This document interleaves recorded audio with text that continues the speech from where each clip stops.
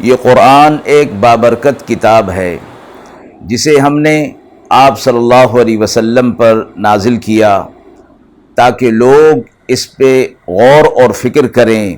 اور تاکہ اہل فہم اس سے نصیحت حاصل کریں۔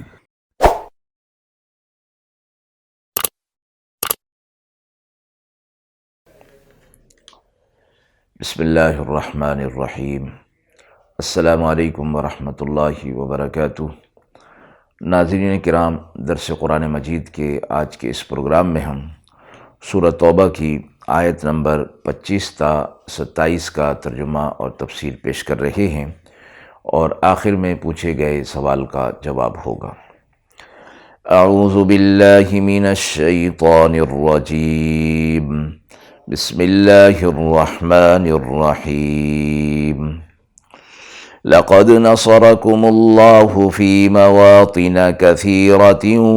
ويوم حنين إذ أعجبتكم كثرتكم فلم تغن عنكم شيئا وضاقت عليكم الأرض بما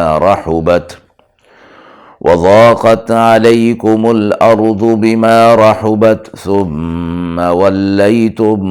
مدبرين ثم أنزل الله سكينته على رسوله وعلى المؤمنين وأنزل جنودا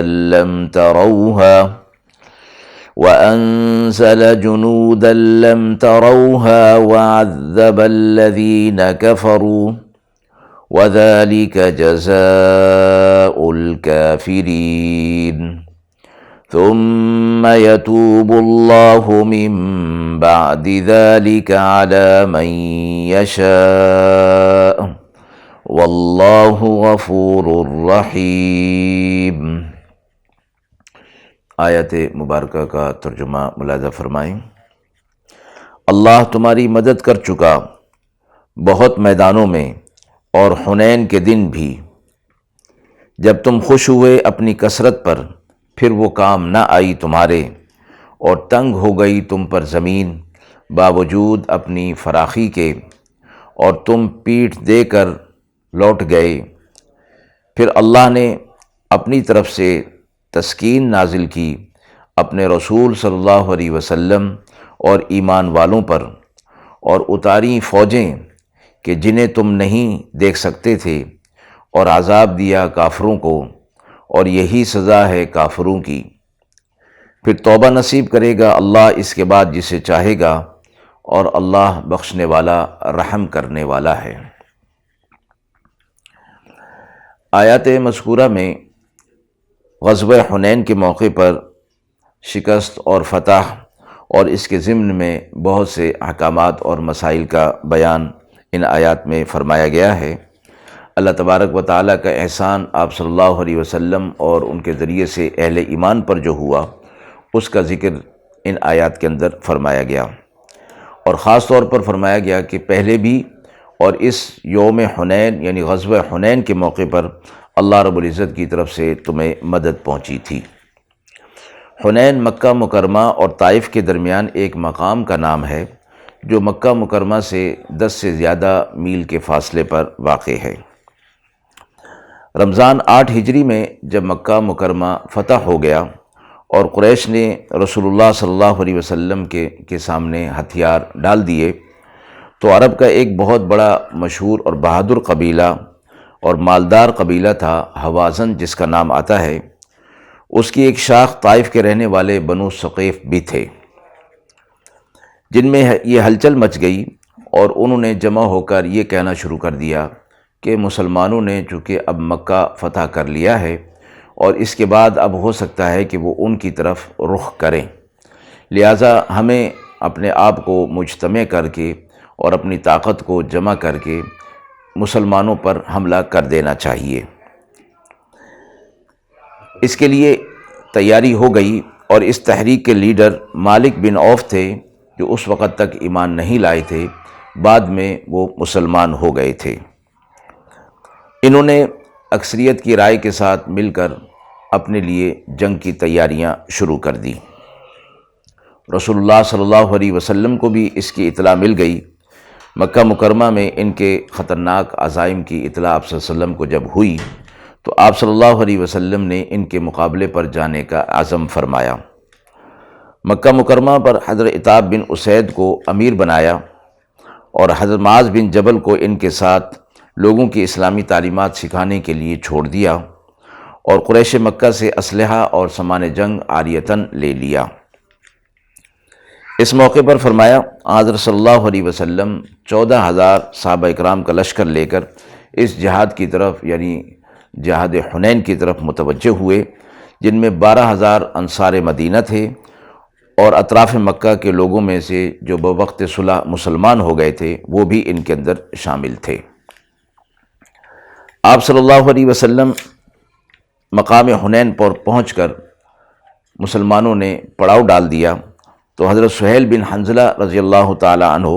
رسول اللہ صلی اللہ علیہ وسلم کی خدمت میں یہ خبر لے کر حاضر ہوئے کہ گھوڑے سوار آدمی ابھی دشمن کی طرف سے آیا ہے، وہ بتا رہا ہے کہ قبیلہ حوازن پورا کا پورا ماں اپنے ساز و سامان کے ساتھ آ چکا ہے، اور آپ صلی اللہ علیہ وسلم نے یہ سن کر تبسم فرمایا اور فرمایا کہ یہ سارا کا سارا سامان مال غنیمت میں مسلمانوں کے ہاتھ آنے والا ہے۔ اس طرف کفار کے لشکر کی تیاریاں تھیں اور دوسری طرف مسلمانوں کا یہ پہلا جہاد تھا جس میں 14,000 سپاہی مقابلے کے لیے تیار تھے اور سامان جنگ بھی ہمیشہ کی سے اس وقت جو ہے وہ زیادہ تھا۔ یہ لوگ بدر اور احد کے میدانوں میں بھی لڑ چکے تھے اور دیکھ چکے تھے کہ صرف 313 افراد کے ساتھ انہوں نے اور بہت کم ساز و سامان کے ساتھ انہوں نے کفار کا مقابلہ کیا۔ اللہ کی مدد و نصرت ان کے ساتھ آئی۔ آج اپنی کثرت اور تیاری پر نظر کر کے اور 2,000 کی روایت کے مطابق ان میں سے بعض کی زبان سے ایسے کلمات نکل گئے کہ آج ہمارا کون مقابلہ کر سکتا ہے یا آج ہمیں کون مغلوب کرے گا۔ تو آج تو مقابلہ شروع ہونے کی دیر ہے کہ دشمن جو ہے فوراً بھاگ جائے گا۔ مسلمانوں کی مفسرین فرماتے ہیں کہ شکست کا اصل راز جو ہے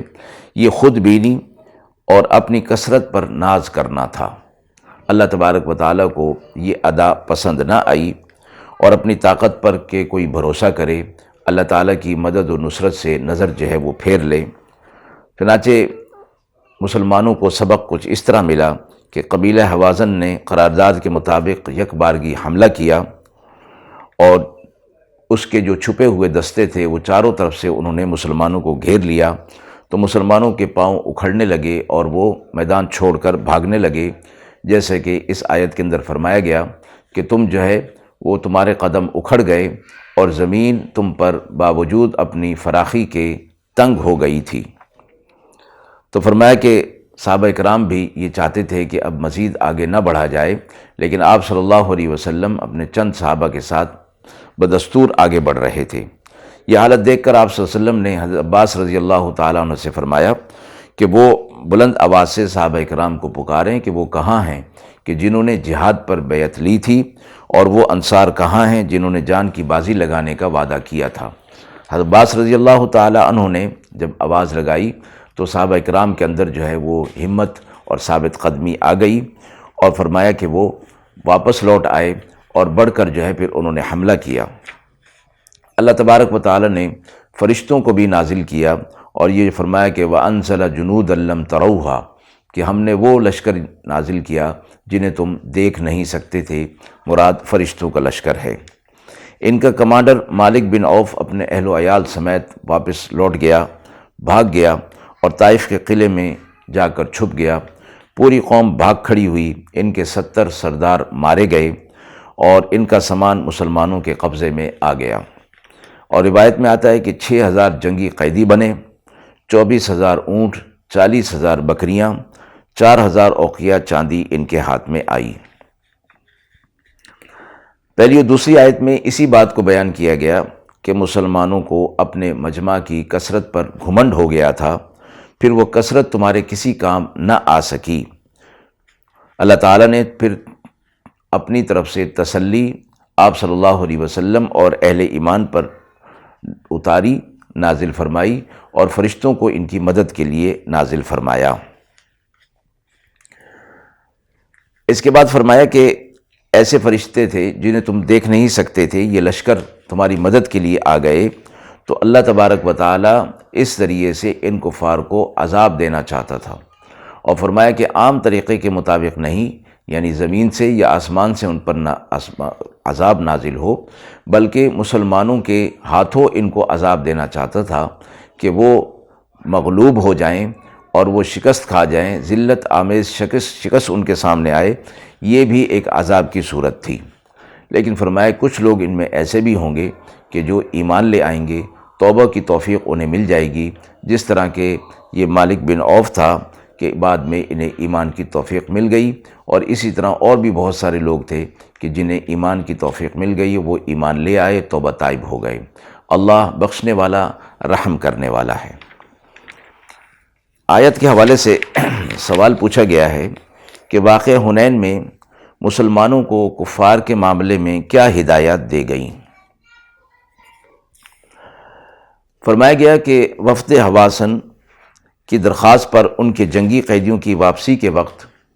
حضرات صحابہ اکرام کے مجمع سے آپ صلی اللہ علیہ وسلم نے سوال فرمایا، اور مجمع کی طرف سے یہ آوازیں آئیں کہ ہم سب ان کی واپسی کے لیے خوش دلی کے ساتھ رضامند ہیں۔ یعنی یہ جنگی قیدی تھے اور ساز و سامان مال غنیمت کے طور پر آ گیا تھا، جن میں تمام مسلمانوں کا حق تھا۔ آپ صلی اللہ علیہ وسلم نے اعلان فرما کر ان کی واپسی اور ان کے ساز و سامان کی تقسیم کے معاملے میں فرمایا، تو سب نے جو ہے یہ فرما دیا کہ ہم خوش دلی کے ساتھ اس بات پر راضی ہیں۔ لیکن آپ صلی اللہ علیہ وسلم نے اسے کافی نہ سمجھا، بلکہ جدا جدا ہر ایک سے اس کی اجازت معلوم کرنے کا اہتمام فرمایا۔ اس سے ثابت ہوا کہ حقوق کے معاملے میں جب تک خوش دلی کا اطمینان نہ ہو جائے، کسی کا حق لینا جائز نہیں ہے۔ مجمع کے روب یا لوگوں کی شرم کی وجہ سے کسی کا خاموش رہنا رضامندی کے لیے کافی نہیں ہوتا۔ اس لیے فقہاء اکرام نے فرمایا ہے کہ کسی شخص پر اپنی وجاہت کا روب ڈال کر کسی دینی مقصد کے لیے اس سے کوئی عطیہ، کوئی چندہ وغیرہ لینا درست نہیں، کیونکہ ایسے حالات میں بہت سے لوگ جو ہے وہ دل کی رضامندی کے ساتھ نہیں دے رہے ہوتے، محض شرم کی وجہ سے جو ہے وہ دے رہے ہوتے ہیں، اور پوری رضامندی یہاں شامل نہیں ہوتی۔ اس لیے اس طرح کے مال لینا جو ہے وہ جائز نہیں، اور اس طرح کے لینے میں اللہ کی طرف سے برکت بھی نہیں ہوتی۔ وآخر دعوانا ان الحمد للہ رب العالمین۔